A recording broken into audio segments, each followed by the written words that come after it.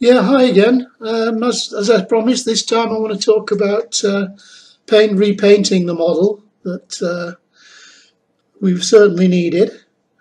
The first thing, of course, was to renovate the wood, as I said before, and that meant taking my favourite trick of using 2-pack epoxy resin dissolved in a 3-to-1 blend of acetone and toluene to give me a nice mobile but heavy concentration lacquer that I could lacquer all the wood, especially on all the deck, after I'd cleared bits from the deck that were easy to get rid of, and then make the deck consistent by sprinkling birdcage grit through a tea strainer to make it nice and fine, and that gives me a lovely matte gritty surface. Yeah, so then I could take the right paint colour, which in this case is duck egg blue, and paint over the grit. As you can see, it gives a lovely even final surface, and obviously on the ship many ships have actually got a non-slip deck. Here you can see again how it was before being lacquered.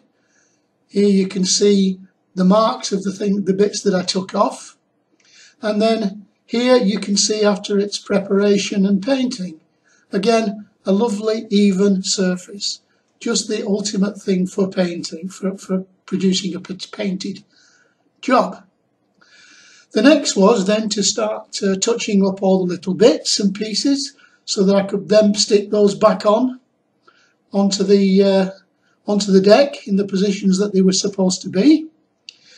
And then I took the lacquer again and I painted the hole below the waterline. This was because there were not just scratches, there were actually cracks in the wood, so it needed to be sealed so it could be made waterproof.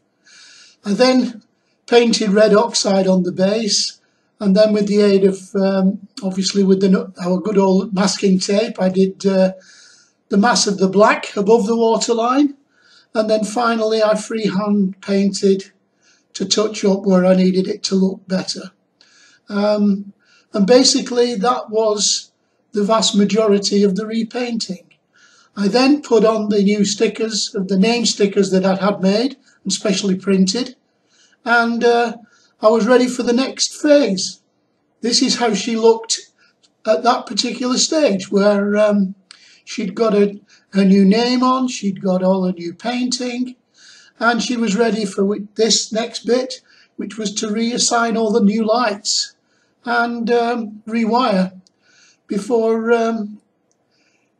doing other electrics for the motors and the rudder controls and the radio equipment. And that we can talk about next time. So thanks for watching, and look forward to part 3. Thanks once again.